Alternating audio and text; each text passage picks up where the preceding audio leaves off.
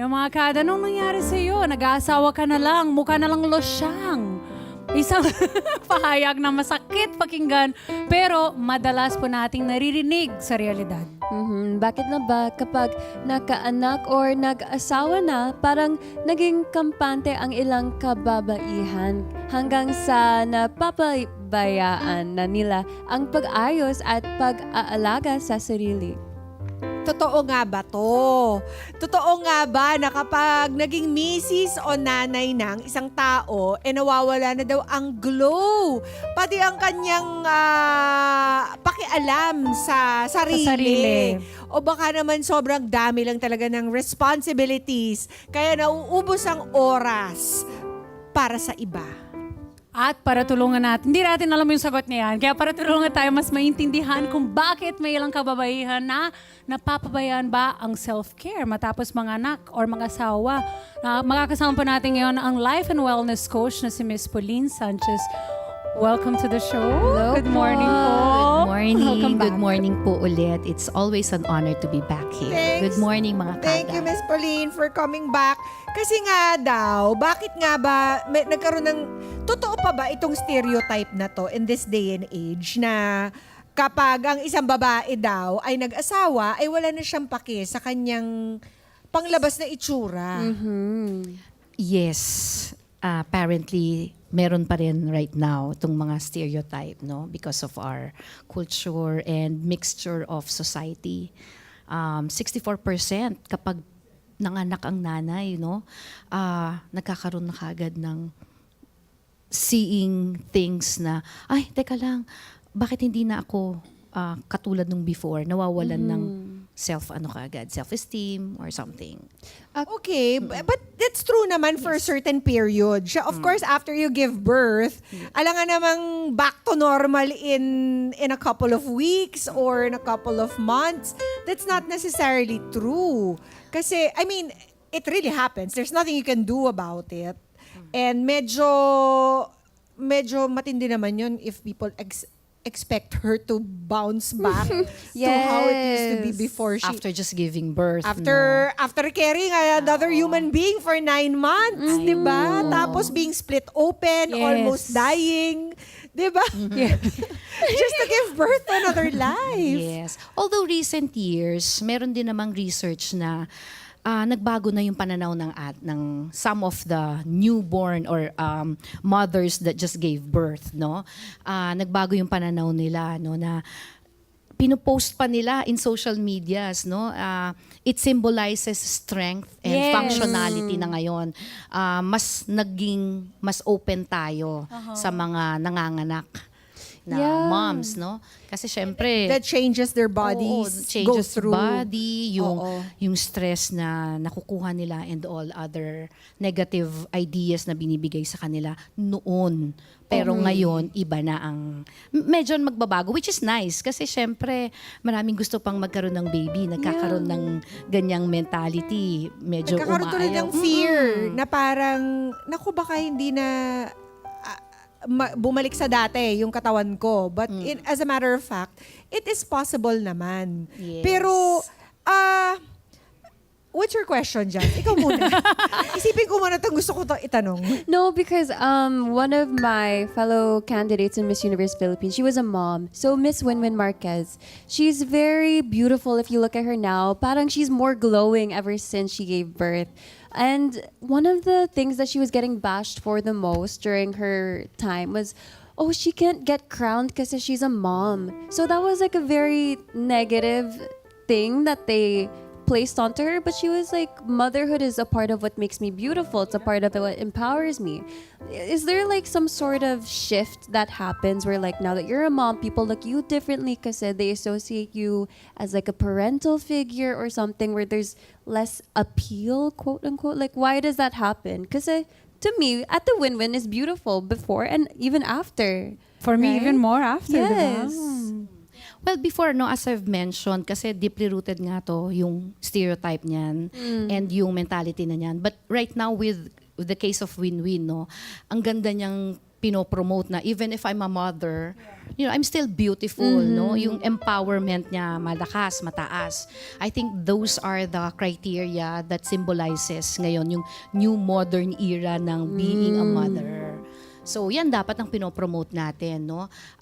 Whether we are part of the family na merong manganganak and all, or friends, families, organization, I think we as women, and ako din, no, being a parent, I promote na you have to enjoy the journey of motherhood. Huwag ka matakot. These are all just part of being a mom. And it's okay to feel that way kasi lilipas din naman yan. There is also this shift that is happening right now, which I like. You pointed out na some women, after they give birth, they are actually sharing with the public and with the outside world what happens to their body and their changes. Actually, we featured here, right? Yung Bea Boris, yung ano about this Yes, stretch she marks. had like a lot of Stretch allergic mark. reaction and stretch marks. Yes. Yeah. So for example, if you're sharing that and people are Si part... Isabel Daza also, Yes. parang Ah. confessed that she really gained a lot of weight. So parang in order for her to get back to the dati niyang timbang, Yeah. inano rin niya, pinakita rin niya yung journey na hindi Tama. talaga siya madali. And that every woman should take their time Yes. and give their bodies a rest. Diba? It's just been through like a major, It's like a total wreck. A major, overhaul, sort of. Yes, kasi yung identity mo naman, nandun pa rin naman. Yes, It didn't disappear. Nag-evolve ka lang. So dapat yung pag-embrace mo sa new role mo as a mom, okay ka pa rin. And maganda yung mga katulad kila Isabel Daza, no? Mahirap yun yung buong journey mo, pinapakita mo, tapos yung stretch marks mo and all. But it symbolizes strength. Yes. Strength pa rin, no? Yes. Na dapat proud ako, mama ko. I've been doing so many things that not all women can actually do. And it gives people perspective to stop putting so much pressure on women because it's not only that. It's not just, diba? It's not only that. Meron din silang postpartum minsan, diba? So parang at the same time, it's nice that people are sharing their journey and their struggles and you make the public a part of it din, diba? Kasi makaka-relate din sila.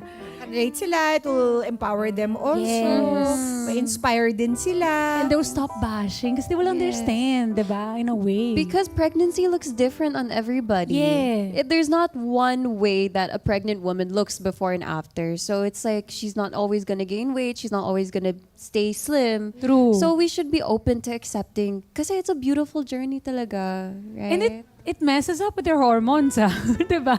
So imagine all the pressure and all of that. What should a woman do para hindi siya magiging pressured by society To bounce back? To Ano bounce ba yung back? tamang mindset, Miss Pauline? Should she be necessarily pressured to bounce back in the first place? Ano ba yung healthy na mental state?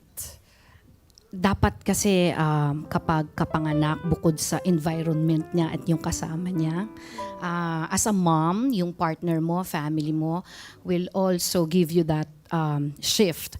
So ikaw naman, sa sarili mo, you have to reframe. Teka lang, nanganak lang ako pero ako pa rin to. Hindi nawala or nag-iba yung pagkatao ko. So dapat aware ka on that prior ka manganak. In fact, the minute na mabuntis ka, you can search already the things na ano ba yung mga dapat kong gawin so that I will be still me even after giving birth.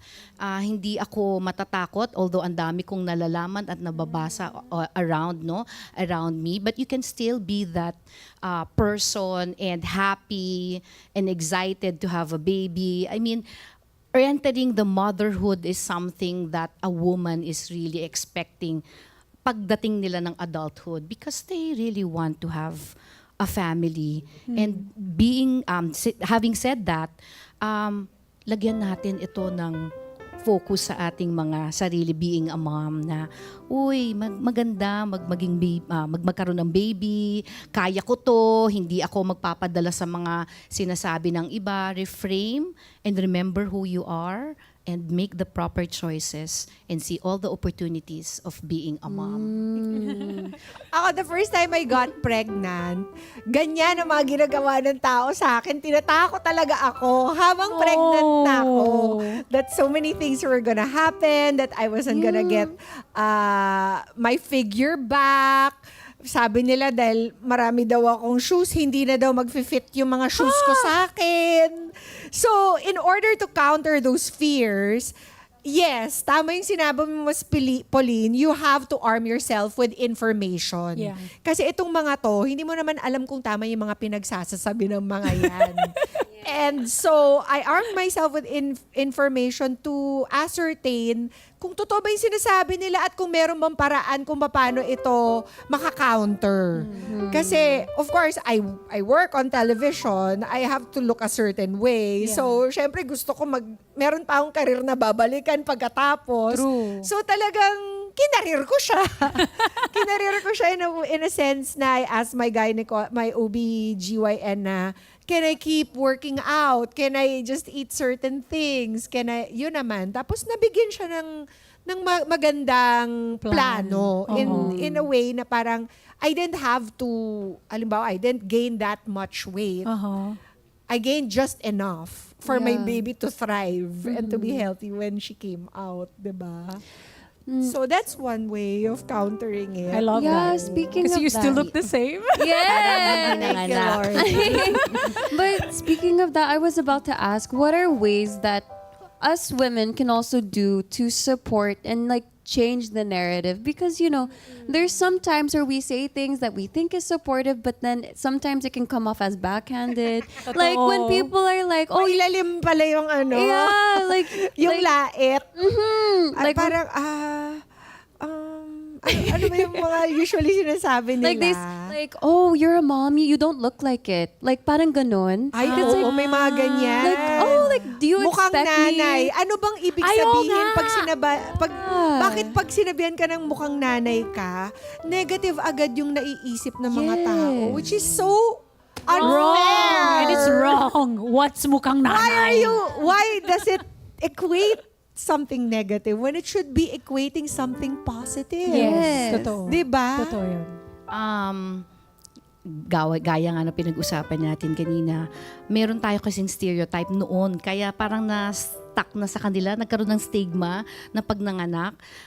Although meron din niyang advantage no, sa iba na, kaya to nagmukhang losyang or nanay kasi sobrang galing niyang maging ina. In fact, nagkaroon din ng isang research na kapag, parang di ka nanganak ka, ang bilis.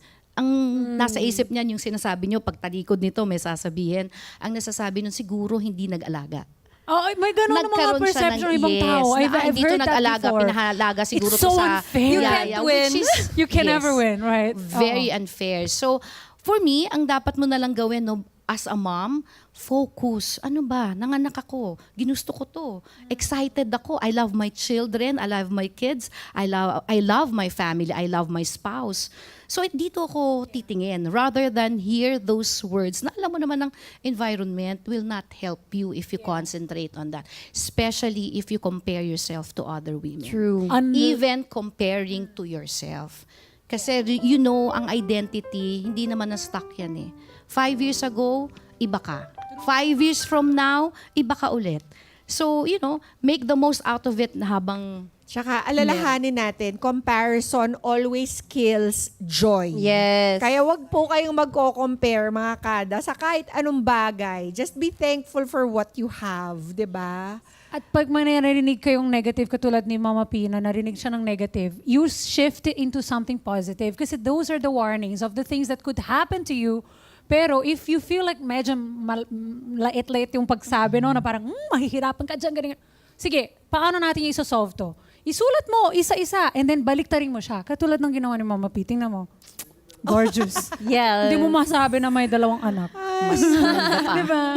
Kaya Glowing. maraming salamat. Oo. Sana po nakatulong sa ating mga kada, sa ating mga expectant moms, at sa ating mga mommies already na there's no pressure. Yes. Actually, think of how, what your body went through, that you're actually like a hero. I was gonna say hero. Because Because you gave birth to another life. You Totoo. carried it in your Yes. womb for 9 months, di ba? So, give yourselves a break. But always, just think na ang concentration natin ay for your health and well-being and your baby or your child's and your family's well-being as That's well. right. Thank you, Miss Pauline. Thank you so much. Ano po Thank ba you, ang, everyone. baka meron pa pong gusto mong magpa-consult at nabitin sa ating discussion. Kindly remind them again how to get in touch. Okay. You can get in touch with me sa social media, FB, Instagram, and TikTok at Tita Pau Sanchez. Yan. Thank you so much. Thank you, Pauline. At napakahalaga pong paalalang pagiging nanay or asawa ay dagdag role lang to, mga kada. Hindi ito ang bumubura sa pagkatao mo bilang babae. Hindi Sa dagdag. Hindi kailangan perfect. Ang mahalaga, inaalagaan mo rin ang sarili mo dahil kapag okay ka, mas kaya mong alagaan ang pamilya. That's right. Kaya tandaan, hindi po kayo losyang ha. Minsan baka pagod lang, pero hindi nawawala ang ganda at halaga mo. And when the time is right, when you're ready, edi balik alindog program tayo, di ba? Because it's also for your own health and fitness at para mas lalong ma-enjoy ang iyong mga babies. True. Let's get together. Sunday 25. Sunday 25.